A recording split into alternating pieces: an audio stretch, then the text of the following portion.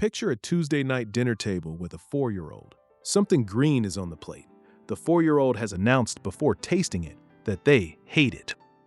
The parent has explained, patiently, then less patiently, that it tastes good, that they need to try it, that other children eat this. The child has not been persuaded. An alternative has been offered. Just a few bites. The child has negotiated this down to 1, then rejected even the 1. Someone ends up crying. Someone ends up eating cereal. The parent logs another loss in a long series of losses and wonders how it got this complicated. This is not an unusual scene in Western households. In most Japanese households, it is essentially absent. Japanese children eat what is served, not every food enthusiastically. Not without preferences. Children everywhere have preferences, but without the ritual negotiation, the standoffs, the parallel meal accommodations that have become ordinary features of Western family dining. They eat fish and vegetables and fermented foods and seaweed and foods of varying textures and temperatures, and they have eaten these things since before they had words for them. This isn't discipline. It isn't coercion. It's the result of a food philosophy called shokuiku, food education, that treats a child's relationship with food as something to be, deliberately shaped across years, beginning in infancy, in ways that make the Tuesday night battle structurally impossible. The foundation is laid before the child has a first meal. Shokuiku begins with breastfeeding, and the Japanese understanding of it. The flavor compounds in breast milk vary with maternal diet. A mother who eats a diverse, seasoned diet transmits something of that diversity to her nursing infant. This is not purely theoretical. Multiple studies have found that infants exposed to a wider range of flavors through breast milk show broader acceptance of solid foods at weaning and greater openness to novel flavors in the toddler years. Japanese maternal diet during breastfeeding is, by Western standards, intensely varied and emphatically savory. Miso, dashi, fermented ingredients, fish, bitter greens, strong-tasting vegetables, flavors that most Western civics Cremesian food philosophy would consider far too intense for young children, are part of the Japanese infant's earliest experience of taste, mediated through the mother's milk, before a single solid food has been introduced. The palate is being educated before it exists as a palate. When solid foods begin, around 6 months, the Japanese approach diverges visibly from Western practice. While Western infant feeding often starts with sweet fruit purees and mild, single-ingredient preparations designed to be universally accepted and unlikely to provoke rejection, Japanese weaning foods, called oshokuji or okazu, introduce miso broth, tofu, soft vegetables including bitter ones, and small amounts of fish almost from the beginning. There is a window in infant development, roughly from 4 to 7 months, extending through the first year, that developmental researchers and flavor researchers have identified as a critical period for flavor acceptance. Exposures during this window are weighted more heavily by the developing taste system than exposures afterward. A flavor encountered at 5 months takes far less repetition to become ugget than the same flavor first encountered at 3 years' pace. Japanese weaning practices, arrived at through cultural tradition rather than developmental research, land squarely in this window and use it thoroughly. By the end of the first year, a Japanese baby has typically been exposed to the full range of flavors that will define its dietary life. It knows miso, it knows fish, it knows bitter, it knows fermented. These are not strange new things that require the overcoming of neophobia. They are simply food. The structural decision that has the single largest effect on picky eating in Western households is one that most parents don't recognize as a decision at all. The alternative, meal. When a Western child refuses the family meal, the default in most households is some version of offering something else. A simpler food, a preferred food. The implicit logic is kindness. The child should eat something, and insisting on the refused food will produce a conflict that seems disproportionate to the stakes. But the consequence of this default, repeated across months and years, is a training effect that runs entirely in the wrong direction.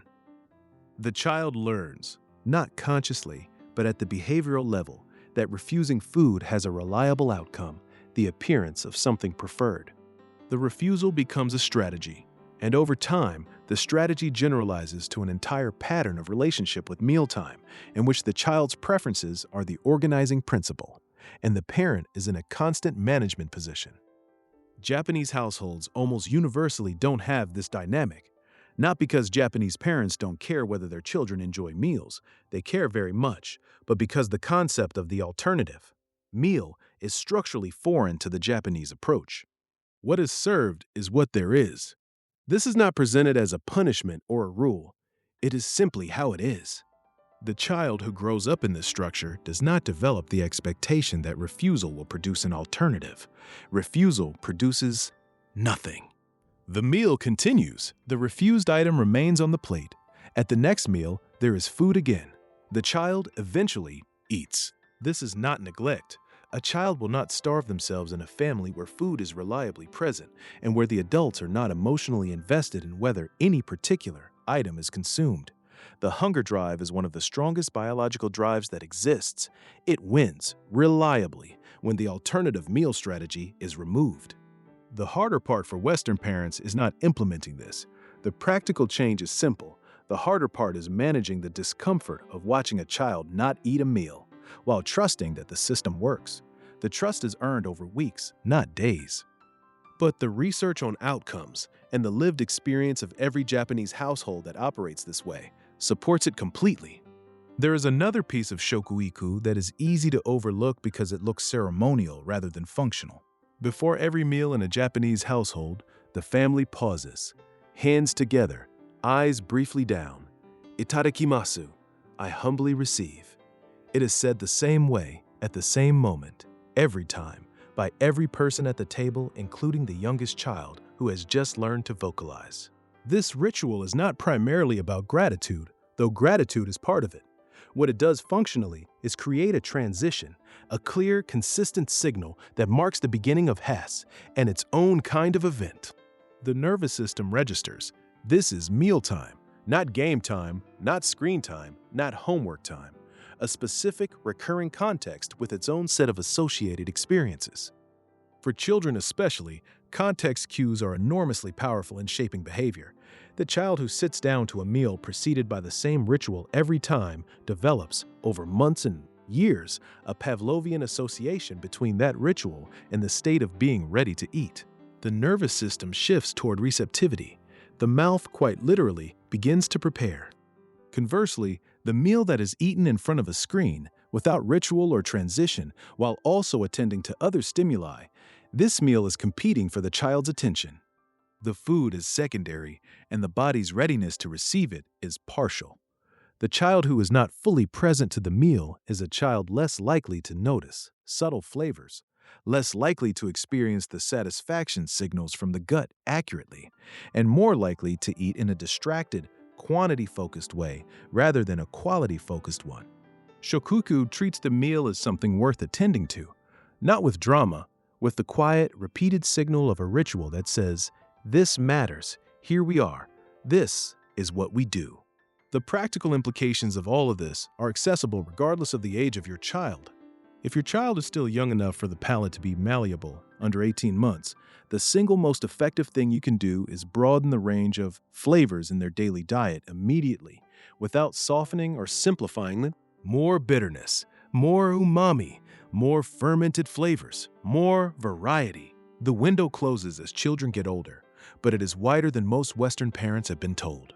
If your child is older and picky eating is already established, the research-supported intervention is the same one that Japanese structure produces naturally: consistent exposure to the rejected food, without pressure, and the elimination of the alternative meal. This is known in clinical nutrition research as the Satter division of responsibility. The parent decides what food is available and when. The child decides whether and how much to eat. No alternatives, no pressure, no bribing. Just exposure. Repeated, uncharged exposure. The timeline is longer than a single week. Research on flavor acceptance in older children indicates that reliable acceptance of a novel or previously rejected food requires approximately 10 to 15 exposures under low-pressure conditions. Not 10 meals where you're watching and hoping.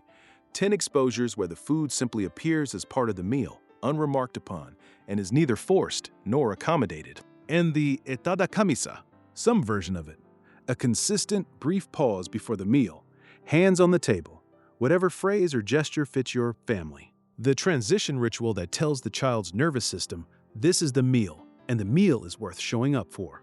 These are not complicated changes. What makes them difficult in Western contexts is not their complexity, but their conflict with the cultural norm of child-centered accommodation, the deep instinct that a child's preferences should be managed and satisfied. That refusal is a crisis to be resolved rather than a signal to be waited out. Japanese food culture has simply never organized itself around that instinct. The meal is what it is. The family gathers, the food is received, and children, raised within that structure from the beginning, grow up to eat everything, not because they were forced to, but because they were never given a reason not to.